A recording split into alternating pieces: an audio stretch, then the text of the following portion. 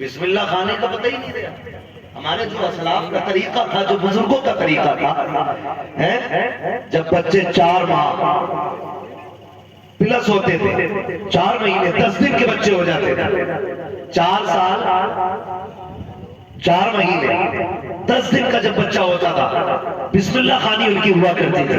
آج ہوتی نہیں، آج پتہ ہی نہیں. آج تو بچے کا قاعدہ اٹھایا، ناک صاف کرنی آتی ہے تو ٹھیک، نہیں آتی ہے تو مدرسے چلے جاؤ، حاکم جی کر دیں گے. مدرسے بھیج دیا، ناک لے کر کے آیا، بتاؤ ان بچوں کی ناک صاف کی جائے کہ ان بچوں کو پڑھایا جائے. اس کے برعکس جب پڑھانے کی اسکول میں تعلیم کا مخالف نہیں ہوں، لیکن میں آپ کو یہ سمجھانا چاہتا ہوں، اللہ کرے ہر شخص پڑھنا چاہیے، ہر شخص پڑھنا چاہیے. جو قوم پڑھتی نہیں ہے نا، تو یا تو وہ چور ہوتی ہے، یا جواری ہوتی ہے، یا شرابی ہوتی ہے، اور یا پھر اس قوم میں لٹیرے جھوٹے پیدا ہوتے ہیں. یہ نہ پڑھنے کا سب سے بڑا نقصان ہے. اور جو قوم پڑھ جاتی ہے نا، تو کوئی امام ہوتا ہے مسجد کا، کوئی مدرس ہوتا ہے مدرسے کا، کوئی بینک میں مینیجر ہوتا ہے، اپنی اپنی شان رکھتے ہیں علم والے لوگ. لیکن ہم تعلیم سے دور ہوتے جا رہے. ماں لے کے گئی استاد کے پاس، حضرت پڑھا دے میرے بیٹے کو. استاد نے بٹھایا، پڑھے بیٹے بسم اللہ. میرے کو سے پاک نے پڑھنا شروع کیا، پہلا پارہ، دوسرا پارہ، تیسرا پارہ، چوتھا پارہ، پانچواں پارہ. پڑھتے ہی چلے جا رہے ہیں. استاد کروٹ بدل رہے ہیں، کب رکنا ہے؟ پارے 16 مکمل ہو گئے. استاد کہنے لگے بیٹے جہاں یہ پارے حفظ کیے تھے، باقی پارے بھی وہی حفظ کر لیتے. جہاں یہ پارے حفظ کیے تھے، باقی پارے بھی وہی حفظ کر لیتے. مسکرا کے کہنے لگے حضور یہ جس مدرسے میں یاد کیے ہیں نا، وہاں صرف 16 پارے سنائے جاتے ہیں. اس لیے میں نے اتنے یاد کیے ہیں. جب اتنی بات سنی کہا بیٹے کہنا کیا چاہتے ہو؟ تو سرکار غوث پاک فرماتے ہیں سرکار بات یہ ہے کہ جب ماں کے شکم کے اندر میں موجود تھا، میری ماں جھاڑو لگاتی تھی تو قرآن کی تلاوت کرتی تھی، آٹا گوندتی تھی تو قرآن کی تلاوت کرتی تھی، روٹی بناتی تھی تب قرآن کی تلاوت کرتی تھی. سرکار میں نے اپنی ماں کو کام کرتے کرتے قرآن کے اتنے پارے پڑھتے سنا تھا، اس لیے اتنے پاروں کا حافظ ہو گیا. اور مجھے بتا تو صحیح، اگر آج کی ماں اپنے بیٹے کو گانے سنا کے جوان کرے گی، سیریل دیکھ کے پرورش دے گی، تو بتاؤ کس کے بیٹے کو قرآن آئے گا؟ اگر چاہتے ہو تمہارے بیٹے کو دین آئے، ان کی ماں سے قرآن پڑھوایا کرو. پیدا ہونے کے بعد بچے قرآن پڑھنا شروع کر دیں. یا رسول اللہ نہیں چھوڑیں گے. اللہ اکبر. یا رسول اللہ. حالات دیکھو ہمارے گھروں کے، بچہ ذرا ذرا اٹھایا بچہ کے دے دیا. کوئی ماں بچے کو گود لینے تیار نہیں، روتا رہتا ہے. موبائل سے چھپا تو ٹھیک، ورنہ روتے رہو. ہم تو ایک بات کہتے ہیں، شکر ہے اللہ کا ہم اس نسل میں سے ہیں جس نسل کو ماں کی گود بھی نصیب ہوئی ہے، ماں کی لوریاں بھی نصیب ہوئی ہیں. ہمیں ماؤں نے گود میں بھی لیا کہ اور لوریاں بھی دی. آج لوری تو بڑی بات ہے، گود نصیب نہیں بچوں کو. گود بچوں کا حق ہے،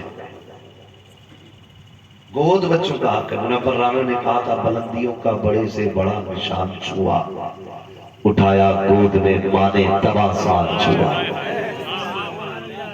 اگر آج تم نے گود میں اٹھانا چھوڑ دیا نا، کل بڑھاپے میں یہ تمہارے بچے تمہیں سینہ لگانا چھوڑ دیں گے. آج ان کو تمہاری ضرورت ہے، آج ان کو تمہاری ضرورت ہے. اگر یہ روتے تو انہیں گود میں اٹھاؤ. لیکن غلطی کر رہے ہیں ہم لوگ. کہتے مولانا اولاد بگڑ گئی ہے، بیٹا جوتا لے کے کھڑا ہو جاتا ہے، جب دیکھو ماں باپ پہ ہاتھ اٹھا دیتا ہے. میرے بہن میرے بھائی ذرا حالات تو دیکھو، کہیں ہمارے امین پرورش میں کمی تو نہیں کی ہے؟ ہم نے تو کوئی غلطی نہیں کی ہے ان کی پرورش میں. غور سے دیکھو، کبھی اندازہ لگاؤ، اپنی زندگی کے بارے میں سوچو. جو بچے ماں باپ کے سامنے جوتا لے کے کھڑے ہو جاتے ہیں، مجھے بتاؤ تو صحیح، آج کے بچے جو کھڑے ہو کے پیشاب کرتے ہیں، جنہیں قرآن کی ایک آیت نہیں آتی ہے، ان کے ماں باپ شکایت کیوں کر رہے ہیں کہ ہمارے بچے کو قرآن نہیں آ رہا ہے، ہمارے بچے کو پڑھنا نہیں آ رہا ہے، ہمارے بچے کے پاس تعلیم نہیں ہے، ہمارے بچوں کے پاس علم نہیں ہے. تم ذرا غور تو کرو پیارے، تم نے بچپن سے پرورش کیسے کی تھی؟ آخر کیا کمی رہ گئی ہے؟ ہم تو یہ جانتے ہیں خدا کی قسم اگر آج بچہ روئے ماں اسے گود میں لے، گانے نہ سنائے، موبائل نہ دے، اسے سینے سے لگائے اور یہ لڑی دے میں سو جاؤں یا مصطفیٰ کہتے کہتے انہیں آپشن دے انا کہتے کہتے خدا کی قسم آج بھی گود تمہاری ہوگی، آنے والا خالد ابن ولید آ جائے۔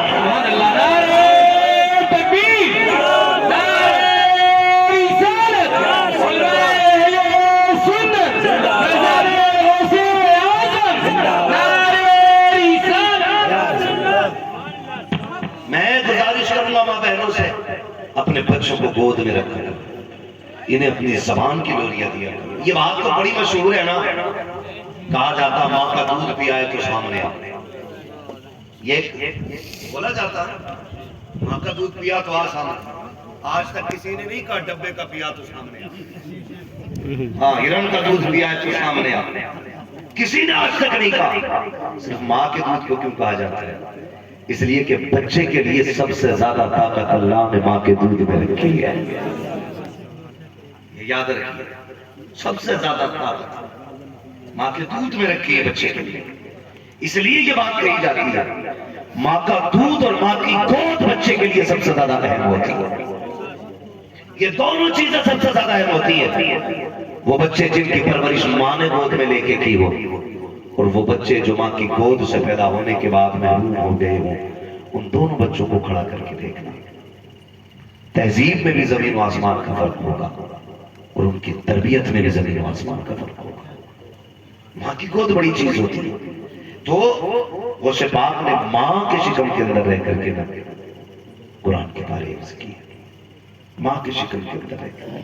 آج تو بیٹا 8 سال کا ہوتا ہے، امی کہتی ہے کیا بچہ ہے، 9 سال کا ہو گیا بچہ ہے، 13 سال کا ہو گیا، پھر بھی کہہ رہی ہے بچے ہی تو ہے، بچے ہی تو ہے، بڑا ہوگا سدھر جائے گا،